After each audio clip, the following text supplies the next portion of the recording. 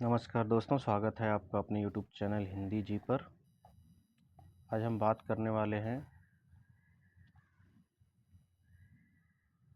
Best books की, जो आपको SSB, TGT, PGT, UP TGT, PGT या किसी भी अदर स्टेट की टीजीटी, पीजीटी हिंदी से देने के लिए अति महत्वपूर्ण हो सकती हैं। ऐसे कुछ बुक्स जो मैंने भी पढ़ी हुई हैं, बहुत सारे लोग पढ़ते हैं जिनको भी UGC, net, TGT, PGT, assistant professor, ये सारे एग्ज़ाम्स हिंदी से देने होते हैं। सभी लोग पढ़ते हैं ये सारी बुक्स। आइए देखते हैं बुक्स का नाम।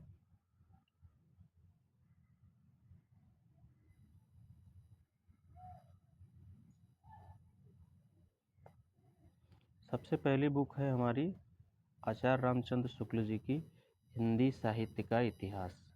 हिंदी साहित्य का इतिहास। तो आपको पता ही होगा कि ये सबसे प्रामाणिक पुस्तक है, हिंदी साहित्य का इतिहास आचार्य रामचंद्र शुक्ल जी का।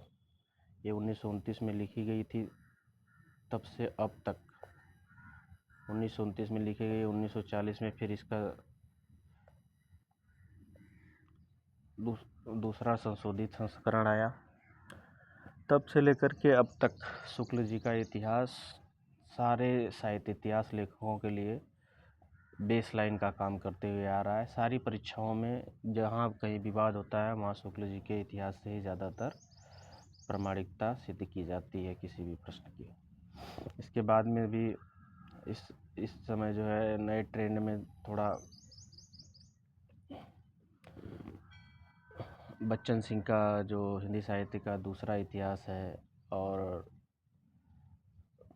डॉक्टर हजारी प्रसाद द्विवेदी का है हिंदी साहित्य का उद्भव और विकास, और डॉक्टर राम स्वरूप चतुर्वेदी का है हिंदी साहित्य और संवेदना का विकास। ये 2-3 पुस्तकें जो है इस समय पिछले कुछ दिनों से 4-5 सालों से थोड़ा ट्रेंड में है।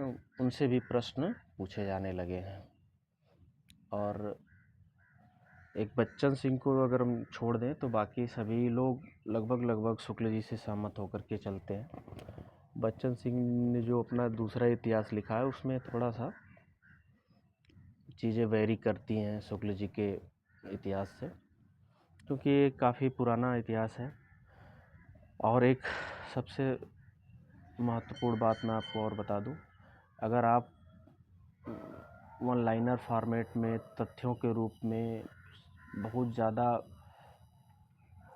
कंटेंट चाहते हैं तो आपको ये पुस्तक देखनी चाहिए, गोविंद पांडे सरस्वती पांडे की हिंदी भाषा एवं साहित्य का वस्तुनिष्ठ इतिहास।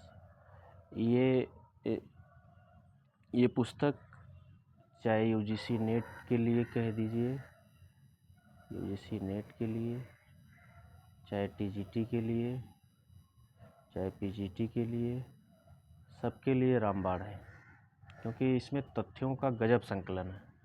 आपको जितना मटेरियल चाहिए, मगर आपकी अगर मेमोरी पावर बहुत अच्छी है तभी आप इस पुस्तक को पढ़ समझ पाएंगे, याद कर समझने जैसा तो इसमें कुछ है नहीं। वन लाइनर फॉर्मेट में है, सब कुछ आपको रटना पड़ेगा, सिर्फ और सिर्फ रटना पड़ेगा। डॉक्टर नगेंद्र, शुक्ल जी, इसके बाद हजारी प्रसाद द्विवेदी, जितने भी आलोचक हैं, जितने भी राम स्वरूप चतुर्वेदी, राम कुमार वर्मा, सबसे जितने प्रश्न बनते हैं, महावीर प्रसाद द्विवेदी, रामविलास शर्मा, जितने लोगों से जितने प्रश्न हिंदी में बनते हैं, आलोचना के, निबंध के, किसी भी विधा के, यहाँ तक कि जो कथन और लाइनें जो पूछी जाती हैं वो सब आपको इसमें मिल जाएंगी, मगर आपको एक तरफ से सब रटना पड़ेगा, तभी हो सकता है आपका सिलेक्शन। ये 2 पुस्तकें आपको लेनी चाहिए। इसके साथ अगर आप पढ़ेंगे, हिंदी साहित्य के इतिहास के साथ इसको आप थोड़ा सा पढ़ेंगे तो आप ज़्यादा बेटर फील करेंगे, क्योंकि आपको पता है कि एक तरफ से अगर सिर्फ तथ्य और तथ्य रटते जाएंगे तो एक तरफ से आप कंफ्यूज भी होते जाएंगे। इतना सारा डेटा हो जाएगा आपके पास वन लाइनर फॉर्मेट में कि आप एग्ज़ाम के टाइम ज़्यादा कंफ्यूज होंगे। तो इसके साथ साथ आप कुछ किताबें जो है ऐसी पढ़नी है जो डिटेल में है, जिसमें आपको एक क्रमिक विकास, जैसे इतिहास हम अगर पढ़ रहे हैं हिंदी साहित्य का, तो उसमें आपको एक कहानी की तरह उस विकास को आप समझ पाएँ कि कैसे कैसे आदिकाल में क्या क्या चीज़ें हुई हैं, क्यों आदिकाल का नाम शुक्ल जी ने वीरगाथा काल कहा, हजारी प्रसाद द्विवेदी जी ने आदिकाल ही क्यों कहा, और दूसरे दूसरे आलोचकों ने दूसरे नाम क्यों दिए, उसका कारण आपको पता चलेगा। वैसे ही भक्ति काल को स्वर्ण युग का क्यों कहा जाता है, भक्ति काल में ऐसी क्या क्या चीज़ें हुई, क्या परिवर्तन आया हमारे देश में भक्ति आंदोलनों से, ये सारी बातें आपको जब डिटेल में आपको इतिहास की पुस्तक पढ़ेंगे तो उससे पता चलेंगे। चलिए अगली पुस्तक देखते हैं।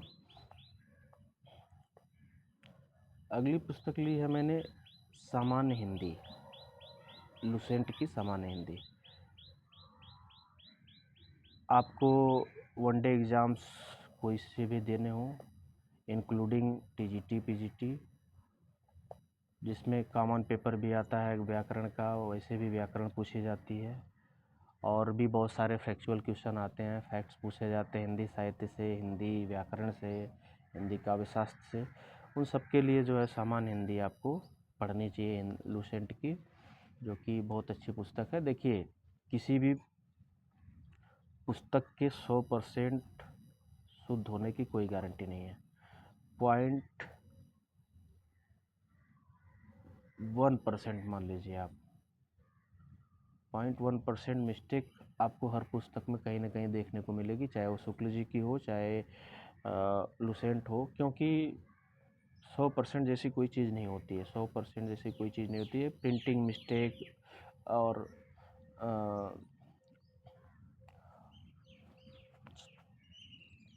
छोटी मोटी गलतियां कहीं ना कहीं रही जाती हैं। कितना भी सावधानी से कोई व्यक्ति काम करता है, मानवीय भूलों की हर जगह गुंजाइश होती है। तो इसलिए आपको ये मानकर चलना है कि ये पुस्तकें बहुत प्रामाणिक हैं, मगर फिर भी 0.1% में आप कहीं एक आध गलतियाँ आपको देखने को मिल सकती हैं इन पुस्तकों के अंदर, इसकी कोई कसम नहीं है। और अगली पुस्तक है हिंदी साहित्य का दूसरा इतिहास, जिसकी मैं बात कर रहा था, बच्चन सिंह की है। इसको भी आपको पढ़ना चाहिए, क्योंकि शुक्ल जी का इतिहास जिन्होंने सिर्फ पढ़ा है, अगर उन्होंने बच्चन सिंह को नहीं पढ़ा तो वो इतिहास को सिर्फ हिंदी साहित्य के इतिहास को सिर्फ एक नज़रिए से देख पाएंगे। अगर आपको हिंदी साहित्य के इतिहास को देखने का दूसरा नज़रिए से, आजकल इससे प्रश्न भी बहुत बन रहे हैं, हिंदी साहित्य का दूसरा इतिहास से इस पुस्तक से भी प्रश्न बहुत बन रहे हैं, तो आपको ये पुस्तक भी पढ़नी चाहिए। चलिए अगली पुस्तक देखते हैं।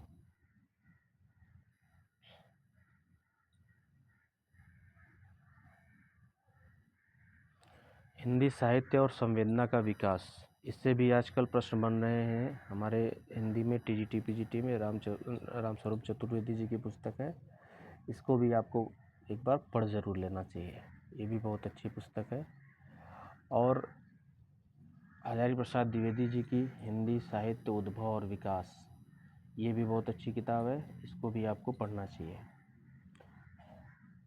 और इसके साथ साथ कामता प्रसाद गुरु का, कहीं भी अगर आपको लुसेंट में डाउट लग रहा है कि नहीं यहाँ इसका आंसर गलत दिया गया है या मुझे लग रहा है कि गलत है, उसके लिए आपको ये पुस्तक अपने पास रखनी चाहिए, हिंदी व्याकरण कामता प्रसाद गुरु। ये सबसे प्रामाणिक जो पुस्तक हिंदी व्याकरण के लिए है। इसको तो आप अगर बाद में भी लें तो भी चलेगा, डिटेल पढ़ने के लिए कंपटीशन, काफ़ी मोटी पुस्तक है, तो ये बाद में भी ले सकते हैं। लुसेंट से आपका काम तैयारी के लिए चल जाएगा। बाकी ये 4-5 पुस्तकें जो मैंने बताई, इन सारी पुस्तकों से जो है प्रश्न आते हैं, और इन्हीं पुस्तकों को पढ़ कर के लोग सिलेक्शन पाते हैं। और डॉक्टर नगेंद्र का इतिहास बहुत सारे लोग रिकमेंड करेंगे आपको, मैं नहीं रिकमेंड करूँगा, क्योंकि वो एक तो काफ़ी मोटी पुस्तक है डॉक्टर नगेंद्र वाली, और रेलेवेंट तो है, कहीं कहीं तथ्य डॉक्टर नगेंद्र के इतिहास से भी पूछा जाता है, मगर जितना उसको हमें पढ़ना है उसके रेशियो में प्रश्नों की संख्या हमें कम मिलती है। जितने शुक्ल जी के कथन पूछे जाते हैं, जितने आचार्य हजारी प्रसाद द्विवेदी के कथन पूछे जाते हैं, जितना बच्चन सिंह को पूछा जाता है हिंदी परीक्षाओं में, जितना रामस्वरूप चतुर्वेदी को पूछा जाता है, उसके रेशियो में डॉक्टर नगेन डॉक्टर हरदयाल वाली जो संपादित पुस्तक है हिंदी साहित्य का इतिहास, उससे कम प्रश्न आते हैं।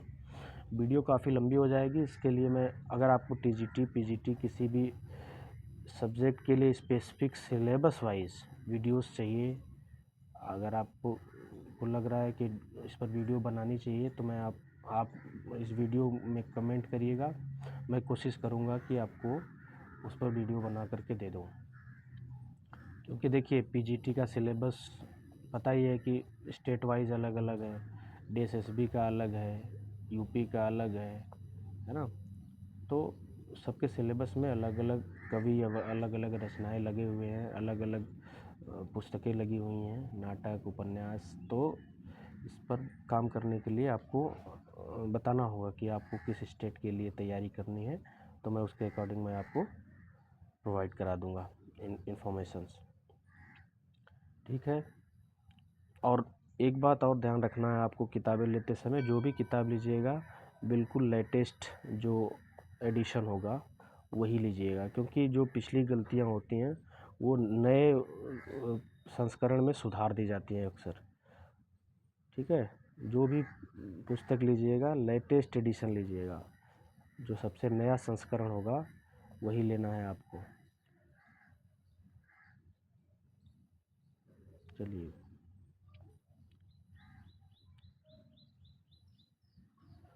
धन्यवाद। वीडियो पसंद आए तो लाइक, शेयर और सब्सक्राइब कीजिए, और ज़्यादा से ज़्यादा लोगों को शेयर भी करिए इस वीडियो को, ताकि ज़्यादा से ज़्यादा लोगों को लाभ हो सके, और तैयारी करते रहिए। धन्यवाद, शुभ दिन।